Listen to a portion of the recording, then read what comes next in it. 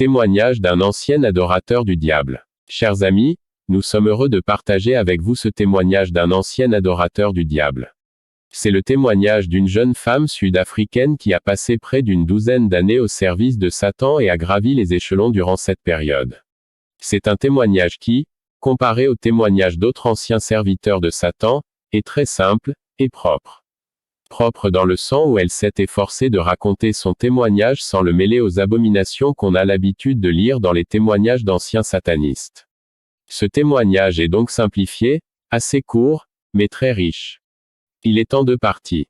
Nous vous encourageons à lire les 2 parties et à prendre très au sérieux les avertissements que le Seigneur nous donne. Que le Seigneur vous accorde la grâce de vous débarrasser de toutes les choses du monde et de vous sanctifier en attendant le son de la trompette. Je vous salue au nom de Jésus-Christ. Je m'appelle Nonkolizo Njeleka. Je suis originaire de Nzimakwe et j'ai été diplômé dans l'espace pendant 12 ans. Je suis né en 1988, j'ai 22 ans. J'ai travaillé dans l'espace dès mon plus jeune âge, j'ai gravi les échelons au fur et à mesure. Il y a différents rangs dans l'espace, il y a des adorateurs du diable dans les églises qui ne savent pas qu'ils représentent le diable, et il y a des adorateurs du diable qui sont capables de se séparer de leur corps physique vers le royaume spirituel. Je faisais partie de ceux qui se séparent de leur corps. J'ai commencé à vivre des rêves dans mon sommeil en me battant comme dans les films et en triomphant dans ces combats en zone urbaine. Le 3e jour où ce rêve s'est reproduit, j'ai entendu une voix me demander si je voulais être comme ça. J'ai dit oui et il a dit allons-y. Quand nous y sommes allés, je me suis séparé de mon corps et un démon est resté avec mon corps, et je suis allé travailler dans l'espace. Quand je suis arrivé là-bas, ils m'ont donné un code, et m'ont offert du sang, car il faut vivre du sang des gens pour perdre tout sentiment humain et se comporter comme un animal. Il y a des nombres qui représentent chaque rang, le nombre 3 représente les adorateurs du diable, 6 représente les satanistes, un sataniste est quelqu'un qui est mort adorateur du diable et vit maintenant uniquement dans le domaine spirituel, le nombre 9 représente Satan roi des démons, Lucifer qui a été frappé du ciel à cause de l'orgueil.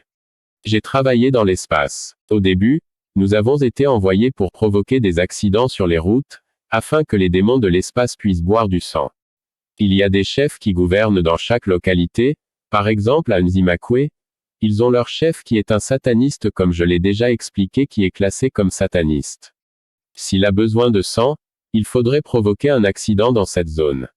Lorsque nous causions cet accident, nous venions en esprit et personne ne nous voyait, et nous lancions une bague devant le conducteur et il perdait sa concentration, et la voiture dérivait de la route et des gens mouraient et le chef obtiendrait le sang. Mais en tant que nouvelle recrue, nous ne vivions pas de ce sang. On nous a donné ce sang de temps en temps. Les chefs vivent principalement dans les rivières, ils ne montent dans l'espace que lorsqu'il y a des réveils et d'autres événements d'église. Satan vit dans la mer. En tant que junior, nous vivions du sang que nous suçons sur des gens ordinaires. Nous nous tenons à côté d'une personne, peut-être à l'arrêt de but ou quelque part et nous commençons à la sucer, surtout si vous avez l'un de nos produits. La victime se sentirait fatiguée et un peu déprimée et elle pourrait penser qu'elle passe juste une mauvaise journée, mais c'est surtout parce qu'un adorateur du diable suce son sang dans le royaume des esprits, mais la victime ne meurt pas. Mais si vous êtes un chrétien, sauvé et vivant une vie sainte, nous ne pourrions pas sucer votre sang. Si nous essayons de le faire, l'esprit du chrétien intercéderait pour lui surtout par un hymne et je brûlerai.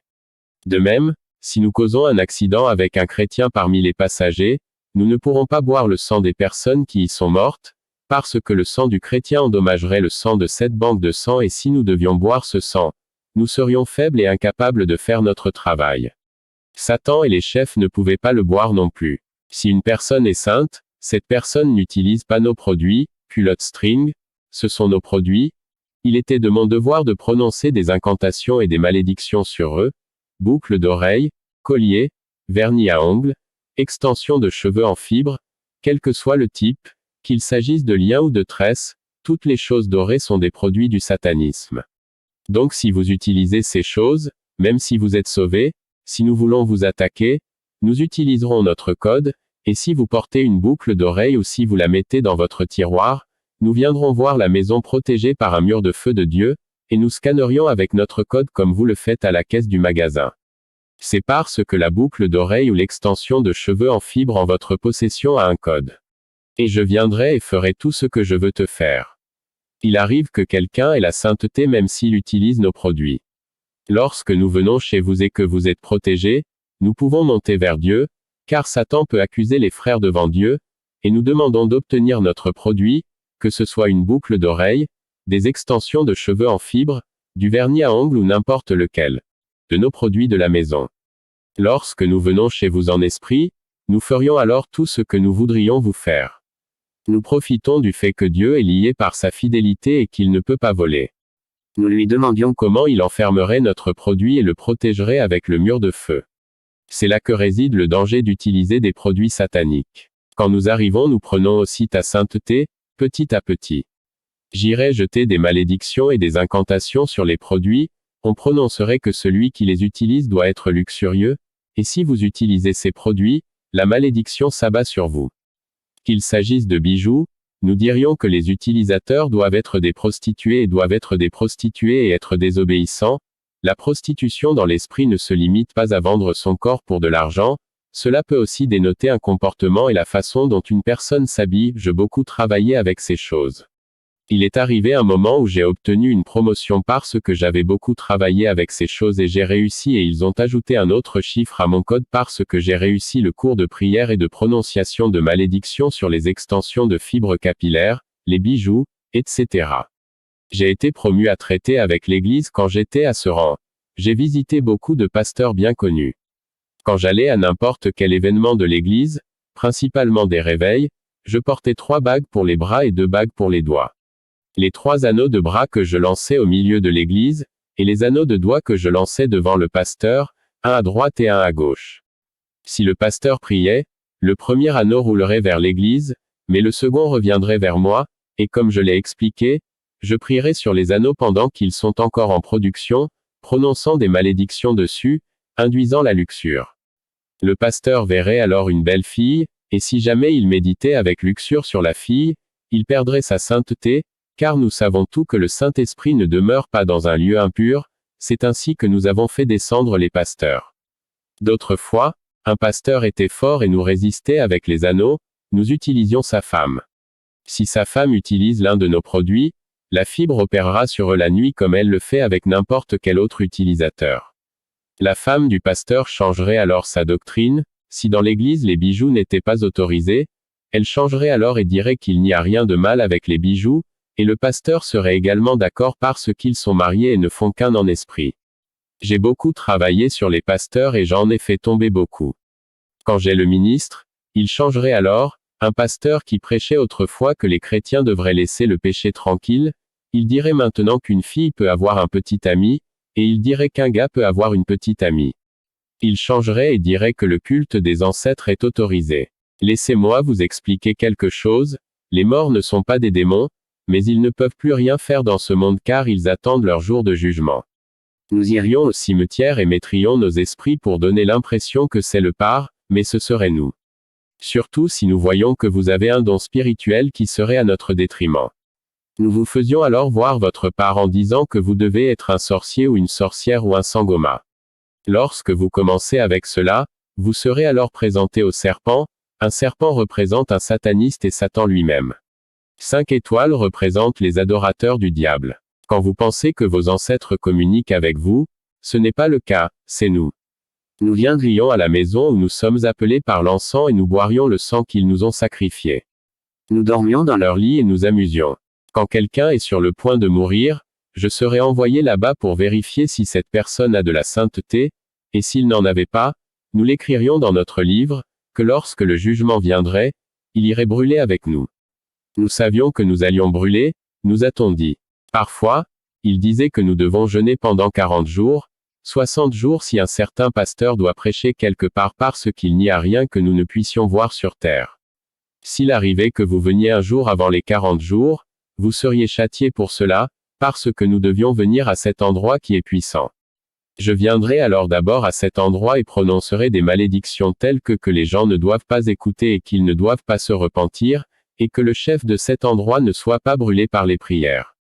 J'irai aussi dans l'espace pour le protéger afin que les prières ne le brûlent pas, car s'il brûlait, vous verriez un ivrogne se sauver en disant que Jésus est Seigneur, vous verriez une prostituée se sauver et dire que Jésus est Seigneur, Si vous voyez des choses comme ça se produire, alors vous devez savoir que le pasteur qui prêche a prié et le chef a été brûlé, et le démon a bougé ne serait-ce qu'un tout petit peu, car le devoir de ce démon qui est le chef est de s'asseoir sur les résidents de cet endroit et entourer les d'esprits démoniaques afin qu'ils ne soient pas sauvés et que ceux qui boivent de l'alcool boivent jusqu'à leur mort, ceux qui vont en prison, y meurent. Je ne travaillais pas sur la côte sud, parce que je viens de là-bas, j'ai travaillé dans des endroits comme Durban et d'autres endroits. Quand j'étais dans l'espace, je n'étais pas appelé par mon nom. Ils m'ont appelé par mon code. Ils m'appelaient par code pour me dire par exemple que je devais me dépêcher d'aller au Swaziland, ou à Durban.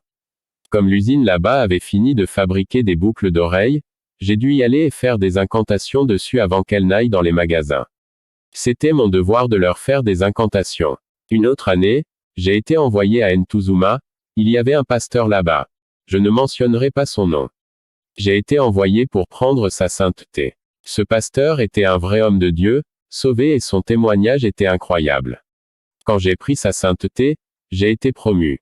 Je suis devenu diplômé et j'ai ensuite été chargé de tendre des pièges pour l'Église. Il n'y avait pas une seule chose que je n'ai pas faite à ce moment-là. Dans l'espace, nous utilisons la Bible, nous ne travaillons pas avec des choses qui ne sont pas écrites dans la Bible. Comme la Bible dit qu'une femme doit se couvrir la tête à l'Église, nous changerions cela et l'influencerions à ne pas se couvrir la tête. Comme la femme n'est pas couverte, nous l'accuserions alors devant Dieu et lui demanderions comment il peut la considérer comme son enfant parce qu'elle n'est pas couverte à l'Église. On changerait ce qui est dit dans la Bible par exemple qu'une femme ne doit pas porter de vêtements d'homme, c'est pourquoi on mettrait des malédictions sur les pantalons que portent les femmes. Nous les maudirions et les inciterions à les porter davantage afin qu'ils ne voient pas le Seigneur à cause de leur désobéissance. J'ai beaucoup travaillé quand je suis devenu diplômé, je ne m'occupais plus de l'Église, je ne suis venu que pour faire des adorateurs du diable de cette Église et passer par là. Ces adorateurs du diable ne savent pas qu'ils sont des adorateurs du diable parce que nous ne les séparerions pas de leur corps comme moi. Mais nous les utiliserions s'il avait nos produits que j'ai énumérés, ils commenceraient à bavarder, à calomnier, à se plaindre toujours et à dire que les pasteurs recherchent l'argent, etc. Les gens arrêtent même d'aller à l'église à cause de ces adorateurs du diable. Je les laissais alors à leur travail et j'allais dans d'autres églises pour obtenir des rapports et revenais plus tard pour voir les dégâts qu'ils avaient causés dans l'église.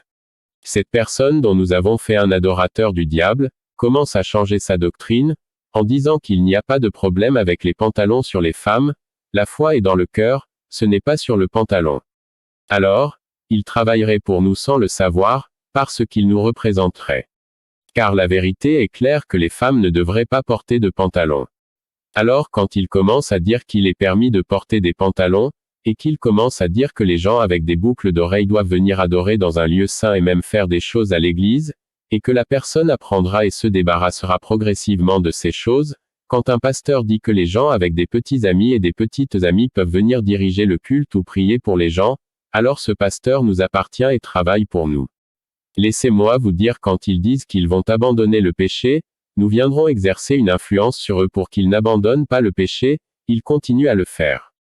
Nous rendrions cela de plus en plus attrayant, si par exemple une sœur a un petit ami, j'influencerai alors ce petit ami pour qu'il dise qu'il va l'épouser. Ce n'est pas parce qu'il va le faire, nous voulons juste nous assurer que vous ne le faites pas. Quand j'étais dans l'espace, nous avions une télévision grand écran. Nous pouvions voir tout ce qui se passait sur Terre. Nous comptions, et nous savions que Jésus pouvait revenir à tout moment et tout ce pourquoi nous étions envoyés, nous l'avions fait. Comme le VIH, les médecins ne peuvent pas trouver le remède, c'est parce qu'ils sont dans la chair, mais je suis témoin aujourd'hui que le VIH a été créé dans l'espace pour que les jeunes meurent jeunes sans connaître le salut du Seigneur Jésus. Satan veut avoir plus de gens à brûler avec lui. Il continue toujours son combat pour les âmes qui l'ont fait expulser du ciel. Nous avons donc fabriqué le VIH et nous l'avons ensuite dispersé dans la terre. Mais cette condition ne peut pas être guérie, que ce soit le cancer ou la tuberculose, les médecins ne trouveront pas le remède, car Jésus est le seul qui peut vaincre et guérir quelque chose qui a été fabriqué dans l'espace. Une personne dans la chair ne peut pas le guérir. Seul Jésus-Christ de Nazareth peut le guérir. Une personne peut prier pour elle, si elle croit, elle peut être guérie. La maladie s'incline, car au nom de Jésus, toute chose s'incline, nous aussi nous nous inclinons quand le nom de Jésus-Christ est prononcé, Ainsi la maladie s'incline aussi. Quand j'étais diplômé, j'ai aussi été envoyé pour provoquer des accidents d'avion, des avions vers l'Australie, l'Europe ou n'importe où. Quand il y a un crash d'avion, ce n'est pas parce que le pilote était en faute, tous les crashs d'avion que je connais ont été causés par nous, on nous a envoyés, et on n'y pouvait rien, on était des esclaves, on travaillait même quand on ne voulait pas et on nous a dit que nous ne nous reposerions que lorsque Jésus serait revenu. Alors en attendant, il faut tuer pour que les chefs aient Satan et du sang et aussi les nouvelles recrues qui n'ont pas commencé à travailler. On a aussi travaillé avec des chefs d'État, des présidents, je ne citerai pas le nom du président qu'on a attrapé, ce n'est pas un adorateur du diable, mais on travaillait sur lui tous les jours. Il a adopté nos lois, il a autorisé la prostitution, il a autorisé l'avortement et a dit que les enfants ne devaient pas être punis. Ce sont nos plans qu'il a acceptés sans le savoir parce que nous pouvions voir que Jésus était sur le point de revenir. Nous avions l'habitude de leur envoyer des incantations tous les jours et que la nation devait être maudite. Nous avons beaucoup travaillé en Afrique du Sud, comme vous pouvez voir l'avortement et d'autres abominations, pour que les gens se préoccupent de la démocratie, mais sans savoir que Jésus est à la porte sur le point de revenir. Jésus doit gagner beaucoup d'âmes à lui, le temps est presque écoulé. Les bébés avortés et les bébés perdus dans des fausses couches sont élevés par nous dans l'espace jusqu'à l'âge adulte. Nous gardons ces bébés pour nos missions. Ils n'allaient pas vivre de toute façon.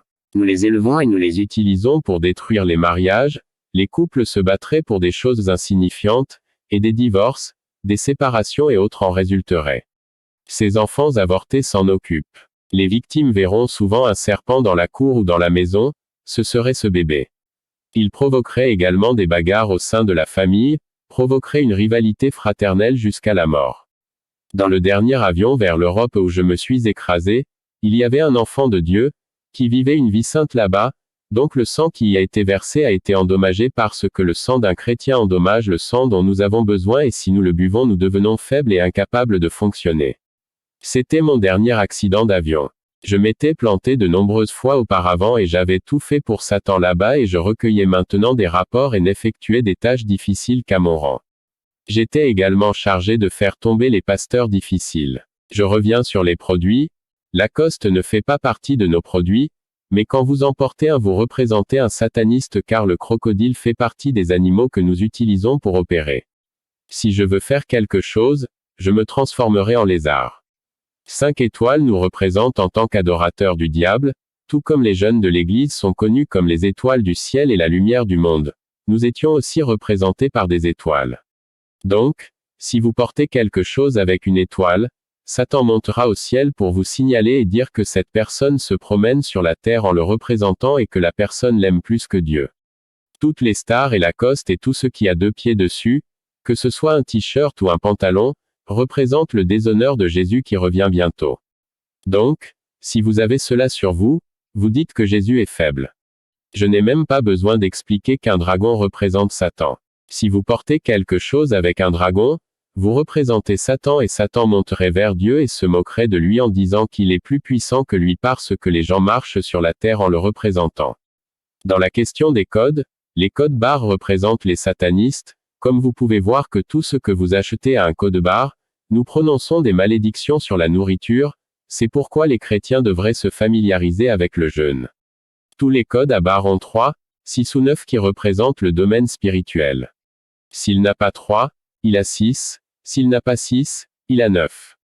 Ce sont tous des nombres sataniques. Avant que la nourriture n'atteigne les étagères, nous prononcions des malédictions sur la nourriture. Si vous êtes chrétien et que vous utilisez des médicaments traditionnels et des choses préparées par des sorciers et des potions, alors vous n'êtes pas saint. Nous irions vous accuser devant Dieu et dire que vous adorez les choses créées au lieu d'adorer le Créateur. Dieu a dit que nous devons dominer sur les plantes et les arbres. Ces choses ne doivent pas être notre espoir, mais Jésus seul doit être notre espoir, et si vous placez votre foi en cette potion et non en Jésus, vous péchez. Ces potions ont des esprits maléfiques qui leur sont conférés par nous les sorciers. Nous vous écrivons immédiatement dans nos livres, car vous nous appartenez. Bien-aimé, si tu n'es pas né de nouveau et sauvé, tu brûleras en enfer, c'est garanti. Quand j'étais une nouvelle recrue, je ne savais pas que nous allions brûler en enfer, mais je l'ai découvert plus tard. Ce sont les derniers jours et ils sont ajoutés à cause de sa grâce. Nous travaillions dur. La seule chose qui restait était l'enregistrement 666 qui allait se produire. Parce qu'il y avait beaucoup d'adorateurs du diable pris dans les églises et qu'ils révélaient des secrets de notre camp, nous avons changé notre stratégie. Au lieu de cela, il y aura des numéros qui seront considérés comme des numéros secrets que le gouvernement autorisera. Si vous avez ces chiffres sur la main ou sur la tête, vous n'irez pas au ciel, vous serez comme un adorateur du diable et votre sang sera plein de codes sataniques. C'était cette inscription qui était en attente quand je suis parti. Cela peut être fait à tout moment, tout comme l'Église pourrait être enlevée à tout moment, même au moment où nous parlons. Mais nous ne savons pas tout quand Dieu a caché cela à tout le monde. Lorsque nous avons attrapé les pasteurs de réveil, nous en faisons nos agents sans qu'ils le sachent.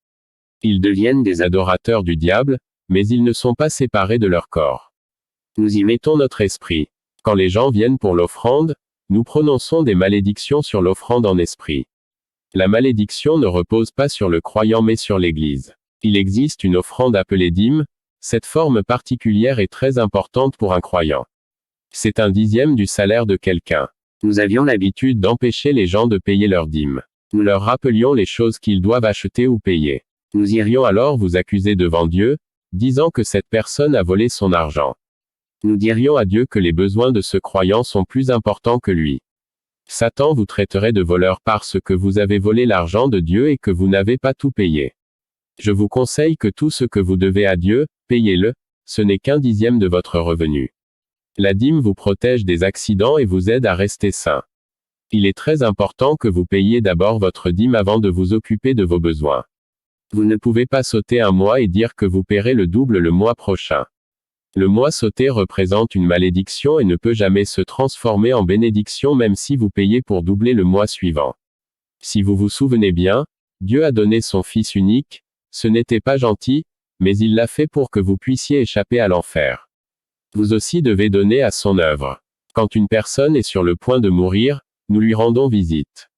Il y a des gens qui pensent qu'ils confesseront leurs péchés et se repentiront quand ils seront malades et sur le point de mourir. Nous irions alors en eux et les rendrions muets, et alors ils ne pourraient pas confesser leurs péchés. Vous ne pouvez pas confesser vos péchés dans votre cœur. Vous avez besoin de votre bouche pour le faire, comme lorsque vous devez naître de nouveau. Vous devez confesser la Seigneurie de Jésus avec votre bouche. S'il meurt avec ses péchés en lui, nous écrirons son nom dans notre livre et il brûlera avec nous. Les gens qui meurent avec des péchés en eux, ce sont les gens que nous utilisons quand nous venons vers leurs proches. Nous utilisons leurs os dans leur tombe pour nous déguiser et apparaître comme le parc décédé leur disant de faire toutes sortes de choses, et la victime ferait ces choses en pensant que c'est en l'honneur du parc décédé, mais ce serait nous. Nous placerions même de l'argent dans l'arrière-cour et vous apparaîtrions comme votre part décédé disant qu'il y a de l'argent dans l'arrière-cour pour que les gens croient que le part décédé les aide. C'est ainsi que nous faisons croire aux gens au culte des ancêtres. Si vous êtes croyant, nous vous rendrons également visite. Il y a des croyants qui tombent à leur dernière minute sur terre. Nous les ferions tomber. Au dernier moment, ils voudraient qu'un animal soit abattu en leur honneur pour les ancêtres. Nous écrivions immédiatement le nom de cette personne dans notre livre parce qu'elle est morte après avoir été souillée par le culte ancestral. Nous regarderions tout le monde avant qu'il meure et que d'autres tombent. Si vous mourrez dans la sainteté, nous ne pourrions pas utiliser vos os pour tromper vos proches vivants. Ce sont ceux qui vont ressusciter lorsque Christ reviendra. Quand le temps a passé, il y avait un pasteur ouin appelé pasteur Chiliza de Mandao. J'ai commencé à le suivre avant même d'être diplômé. Quand j'ai obtenu mon diplôme, j'ai été affecté à lui parce qu'il était un dur à cuire. Il prie pour les personnes vivant avec le VIH et elles reçoivent la guérison et peuvent prier pour une personne en fauteuil roulant et elle marcherait à nouveau. Nous avons commencé à dire aux gens qu'il était un sataniste et qu'il utilisait la sorcellerie pour faire ses miracles et les gens nous croiraient. Je devais recevoir une Nissan Navara si je réussissais à faire tomber cet homme de Dieu. Quand il tomberait, il n'arrêterait pas de prêcher. Nous ne décourageons jamais un pasteur déchu de prêcher, mais il serait utilisé par nos esprits pour promouvoir le compromis, etc. Tout nouveau-né dans cette église serait dans un piège parce qu'il commencerait à prêcher des demi-vérités et tout ce que nous lui donnons à prêcher. Quand j'arrivais dans n'importe quelle église, je m'asseyais au fond et regardais ce qui se passait. J'ai étudié sa vie parce que si je veux faire tomber un pasteur, je l'ai d'abord étudié. Je cherchais ses faiblesses au travail ou à la maison. Une fois, il a eu un réveil dans Seaview, je l'étudiais encore à l'époque. Il faisait le tour de l'évangélisation et je le suivais. En 2008, il a eu un renouveau à Fuscadal. C'est là que je l'ai étudié correctement, et il y avait un mur de feu autour de lui. Si vous êtes un enfant de Dieu né de nouveau et que vous jeûnez régulièrement, vous êtes toujours protégé par un mur de feu autour de vous. Je suis passé derrière lui et je suis rentré chez moi. Le pasteur Chiliza a eu un réveil à Cushwini, et j'ai été forcé d'entrer dans mon faux corps parce qu'il était près de chez moi. Mon code était dans mon sang. J'y suis allé avec mon amie Slindil. Elle n'est pas une adoratrice du diable et elle ne savait pas que j'étais un adorateur du diable. Elle était infestée d'esprits de sorcellerie et nous étions de bons amis. J'étais coiffeuse et nous avions des extensions de cheveux longs. J'avais l'habitude de me tresser et elle avait la même coiffure. Tenez compte de mon avertissement quand je dis que la fibre capillaire est dangereuse. Quand nous sommes arrivés, nous nous sommes présentés devant l'homme de Dieu. Nous sommes venus en voiture avec d'autres frères qui ne savaient pas que j'étais un adorateur du diable, mon amie non plus. Elle était très impolie et désobéissante à la maison, c'était parce qu'elle était mon amie et que j'avais une mauvaise influence sur elle. Nous nous sommes assis au fond et l'homme de Dieu est entré avec sa femme. Quand il est entré, il a dit qu'il y a un mauvais esprit ici, c'est aussi un prophète. Mon ami a sauté et est tombé et a voulu s'enfuir. J'aimais beaucoup mon ami et nous étions arrogants. Les gens dans la voiture dans laquelle nous sommes entrés ont été témoins de notre impolitesse. J'ai emmené mon amie à l'hôtel pour qu'on prie pour elle parce que je ne voulais pas que quelqu'un la touche parce que nous avions tellement de fierté. J'étais certain d'une chose, que je suis diplômé et je pensais que je ne me ferais jamais prendre car j'avais un rang très élevé et je pouvais même protéger le chef qui est un sataniste des prières brûlantes et mon code était en moi. En ce jour particulier, le pasteur Chiliza a demandé qui accompagnait cette dame qui est tombée, c'était avant qu'il ne prêche. J'ai répondu et lui ai dit que c'était moi. Il a continué à prêcher, et il a répété sa question et je ne pouvais pas ouvrir la bouche, le Saint-Esprit en lui m'avait maîtrisé. Je ne pouvais même pas lever le pied. Il a demandé à nouveau et je n'ai pas pu répondre. Il s'est alors retourné et a dit à l'église, regardez ça. Il a alors crié feu, Jésus est un feu dévorant, quand il a dit cela, dans l'esprit que je pouvais voir de ses yeux, de sa bouche et de ses mains répandre le feu. Je suis tombé, et les démons m'ont immédiatement sorti de mon corps et je suis allé dans l'espace et le démon qui occupait mon corps y est resté. Quand un démon est à l'agonie à cause du feu, cela répondrait à n'importe quelle question. La plupart des pasteurs ne savent pas cela, que si vous ne brûlez pas le code du corps de quelqu'un, il reste un adorateur du diable même après la délivrance. Heureusement, il le savait et a demandé le code au démon, et il l'a brûlé avec le feu de Dieu. Dès que le code a été brûlé, les démons de l'espace n'ont eu d'autre choix que de me laisser partir. Le démon qui était en moi est retourné dans l'espace. S'il n'avait pas brûlé le code dans ma main, les démons auraient pu m'appeler à nouveau parce que je n'étais pas appelé par mon nom. J'ai été appelé par mon code. Le dernier chiffre que j'ai reçu après avoir obtenu mon diplôme est sorti avec du sang. Après avoir prié pour moi, j'ai repris mes esprits, j'ai pris la décision d'être sauvé et je témoignerai partout dans le monde. J'ai confiance en Dieu parce que j'ai vu sa puissance. Avant que j'oublie, après l'enlèvement, le monde ne finira pas.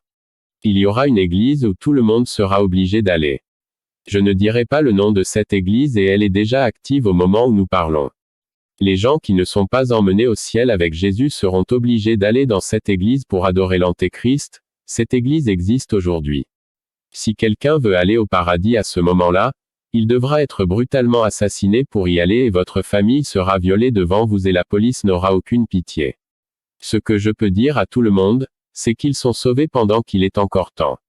Il viendra un temps où ils devront être assassinés pour aller au ciel. Je conseille donc aux gens d'être sauvés maintenant avant que ce temps terrible n'arrive. Prenez Jésus pendant que sa grâce est encore disponible. Je suis un enfant né de nouveau de Dieu, pardonné de tous les péchés. Je continuerai à témoigner et quiconque veut que je témoigne dans son église est le bienvenu. Certains ne croiront pas que je suis délivré et certains ont encore peur de moi, pensant que je vais leur sucer le sang. Mon Jésus est fidèle même si je marche dans la vallée de l'ombre de la mort, je n'ai pas peur. Que Dieu vous bénisse tous et sachez que Jésus est sur le point de revenir bientôt pour obtenir son Église. Dieu est fidèle, ne le quittez pas. Méfiez-vous des faux prophètes. Demeurez dans l'amour de Jésus. Je t'aime beaucoup. Je voudrais remercier mes intercesseurs et tous ceux qui n'ont jamais douté de moi mais qui m'ont accueilli, aidé et prié avec moi. Je voudrais également remercier l'homme de Dieu pasteur Chiliza. Que Dieu te bénisse. Que la paix du Seigneur Jésus-Christ soit avec vous.